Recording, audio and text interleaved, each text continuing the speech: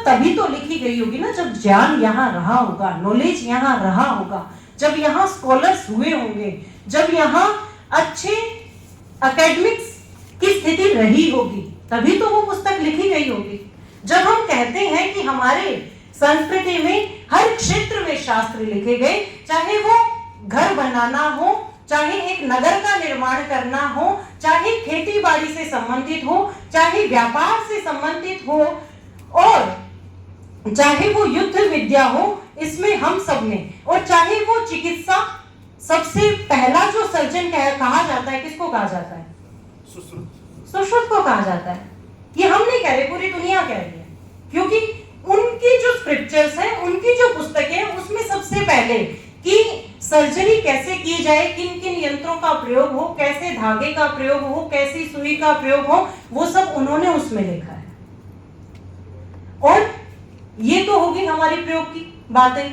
और जो लोग अभी हमारे पास जो सीखने आते हैं, क्योंकि अध्यात्म, जिस अध्यात्म को मूल में लेकर के इन सभी शास्त्रों की संरचना हुई।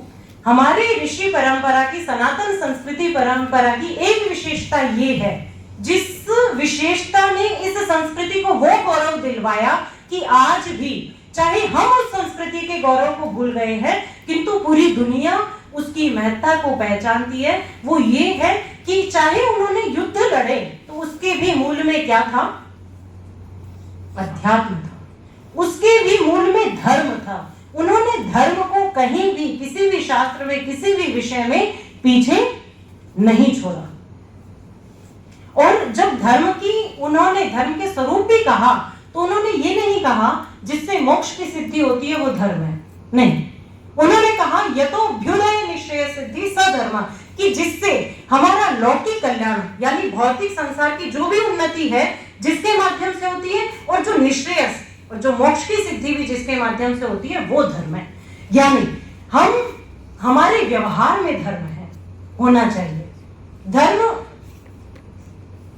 कहने की वस्तु भी नहीं है, धर्म दिखाने की भी वस्तु नहीं है, धर्म जीने का विषय है। ये विषय कहने, सुनने, जानने का नहीं है। धर्म तब धर्म रूप होता है कि जब हम जीवन में उसको जीने लगते हैं, हमारे जीवन में जब हम धर्म को धारण करते हैं। अब आप कहेंगे ये समझ में कैसे आएगा? धर्म को तो बहुत बड़ी बड़ी व्याख्याएं होती हैं। हम सबको ये समझ में है अच्छा क्या है, बुरा क्या है, सबको समझ में। आलस्य अच्छा है, बुरा है? मेहनत करना अच्छा है, बुरा है? अच्छा। सच बोलना अच्छा है, बुरा है? अच्छा। झूठ बोलना अच्छा है, बुरा है? हिंसा, अहिंसा, अच्छा।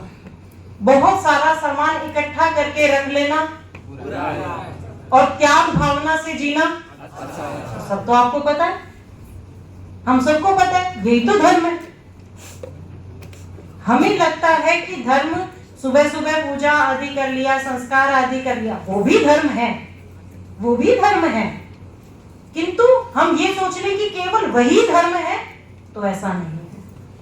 पूरे जीवन में, पूरे दिन में हम जो जीते हैं, वहां धर्म साथ में चलना चाहिए।